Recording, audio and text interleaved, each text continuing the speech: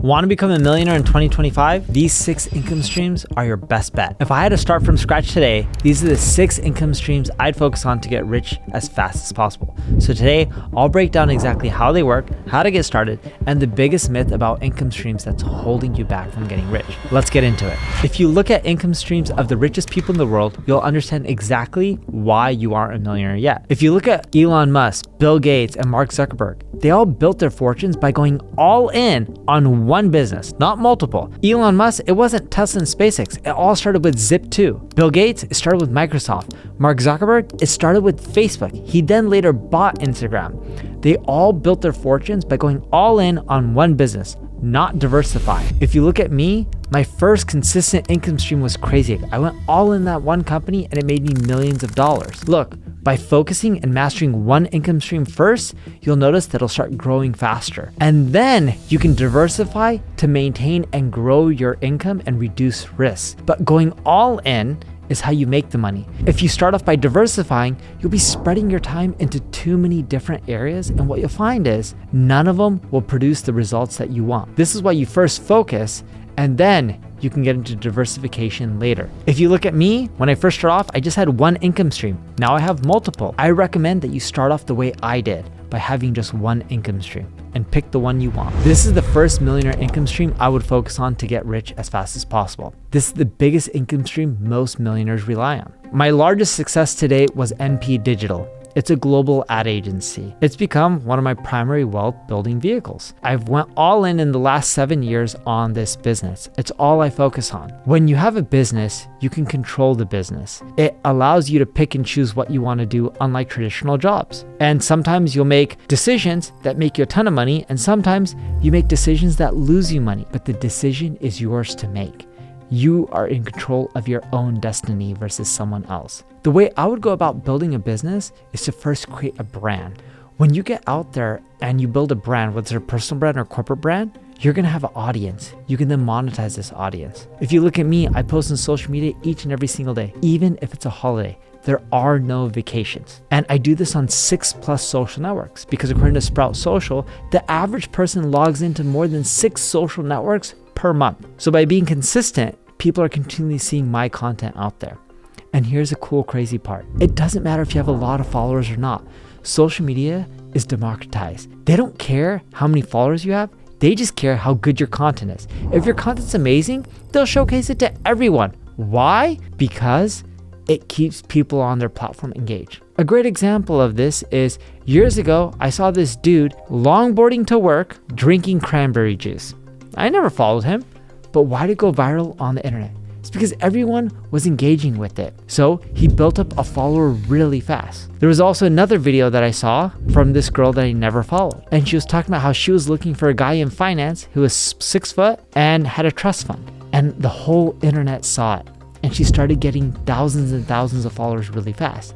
This just goes to show you don't need tons of followers to have your content go viral and be seen by everyone.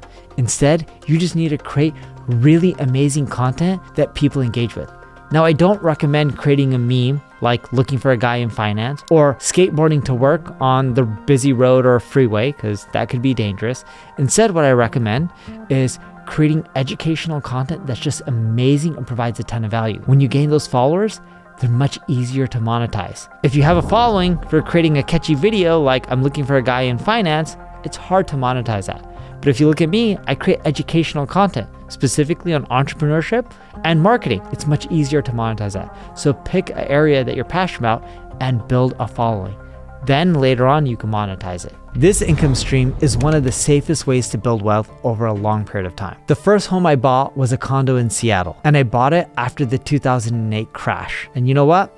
I sold it for a profit, and I reinvested it into more properties. Owning a property is better than renting due to appreciation and equity growth. If you're looking to make money in real estate, a few beginner tips is pick an area where there's a large population, because if there's a large population, you're always going to have someone who wants to buy your home. If you buy a home in the middle of nowhere, it's hard to appreciate because there's not that many buyers. The second thing you want to look for is a place that's central. If it's close to freeways, grocery stores, shopping, has a good walk score, that's a positive sign as well. Third thing you want to look for is good school district. A lot of people don't want to pay for private school. I don't blame them. Why would you want to pay for private school when you can send your kid to a really good, amazing public school? The fourth thing I would look for is a great kitchen. A lot of times what sells a home when people first get in is the kitchen. So make sure the kitchen is great. And the fifth thing is a walkable floor plan. If the floor plan isn't usable, it'll cause people to not really want the house over time. Some things like a kitchen or flooring or carpet you can update over time, but a messy floor plan that's not usable is hard to fix. Now with real estate, the key is you just slowly start paying it off, and over time, as a property appreciates and you owe less on it, you'll gain wealth. When I look at NP Digital, we have over 1,000 employees. You want to know one of the big ways that a lot of my employees have done well?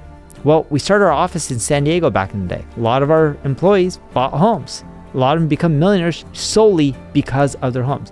Now, of course, they made money in other ways, like working for us and investing, but their home alone has made many of our employees millionaires. Millionaire income stream number 3 can make you an insane amount of money within the next 5 to 10 years if you approach it the right way. Have you noticed that a lot of the people who invested in companies like Uber and Google and YouTube early on made a killing? Angel investing is one of the best ways to make a lot of money. The tricky part is, how do you find the right companies and get access to them? Well, there's a cool site called Angel List, which showcases a lot of the top investors, and you can actually follow them and put money alongside them for some of their deals. This way, you don't have to go out there and vet every single startup, and you can pick and choose the ones you want based on the angel investors you like and their track record. But I recommend with angel investing that you start small, because with startups, they're not as liquid as things like the stock market. So your money is tied up for a longer period of time. And of course, it can go to zero. And I don't recommend that you get into angel investing unless you're willing to invest into 10 startups. Here's the reason. A lot of the startups that you think will work,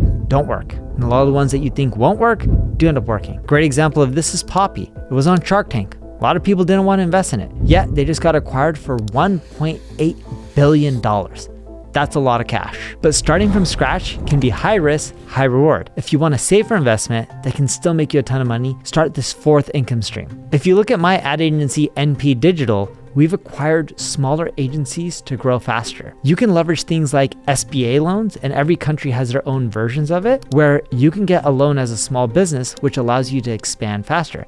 If you look at NP Digital, we've done tons of acquisitions. We've done Rebel House in Canada, which is a creative shop. We did Search Guru.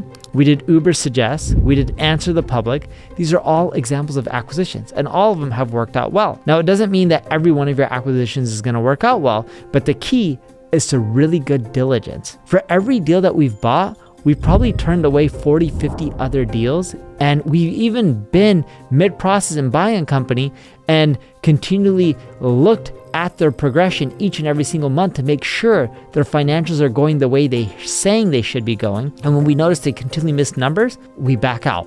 Why? Because we don't want unnecessary risks. So the key when it comes to buying companies is diligence. Make sure you're 110% sure that the company's a good fit for you. And on top of just buying it, ideally, if you already have a business, you can cross-sell.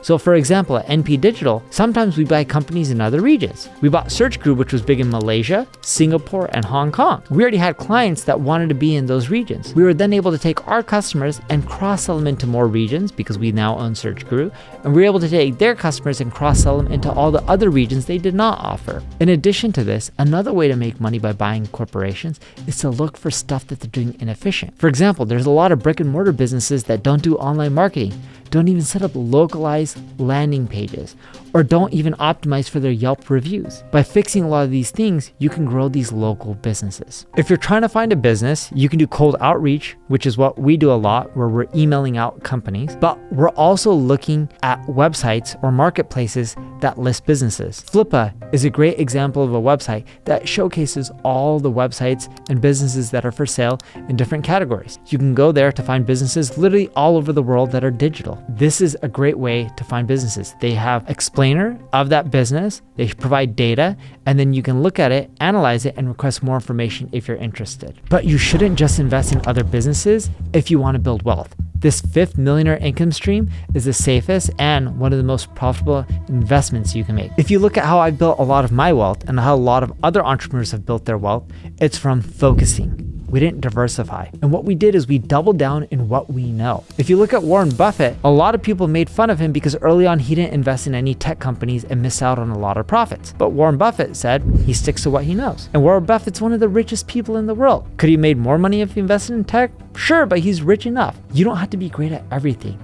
Double down at what you're good at. Reinvest your money into your own business and double down on what you're good at. For example, I'm good at marketing.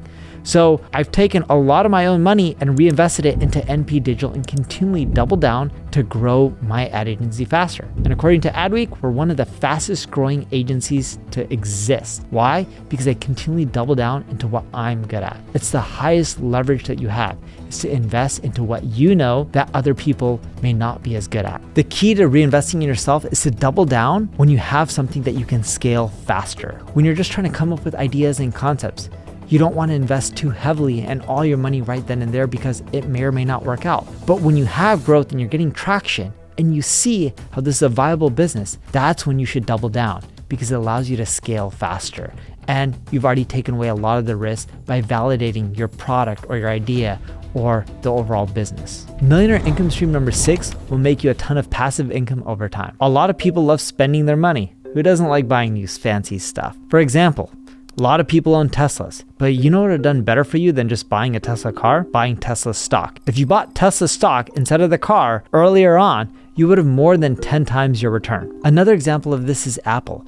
If you bought Apple stock instead of the iPhone each and every single time they release a new model, you would be much more well off. According to Nasdaq.com, if you spent $499 buying Apple stock when it first came out with the iPhone, it would have been worth over $20,000 today. That's worth much more than the iPhone itself. Now imagine doing that each and every single time a new iPhone model came out. That wealth would have compounded. The same goes with Bitcoin or high quality stocks. By just investing in what you believe in instead of buying stuff that you don't need, you're much more likely to make money. And hey, worst case, you just don't have that item that you were trying to buy. There's no big deal because most of those items aren't worth much years later. Now, I wouldn't recommend putting all your money into this, but if you take a fraction of your money, again, the amount that you would have spent buying that product and instead bought the stock, you should be better off. Believe it or not, sometimes you don't even need to build anything to make millions.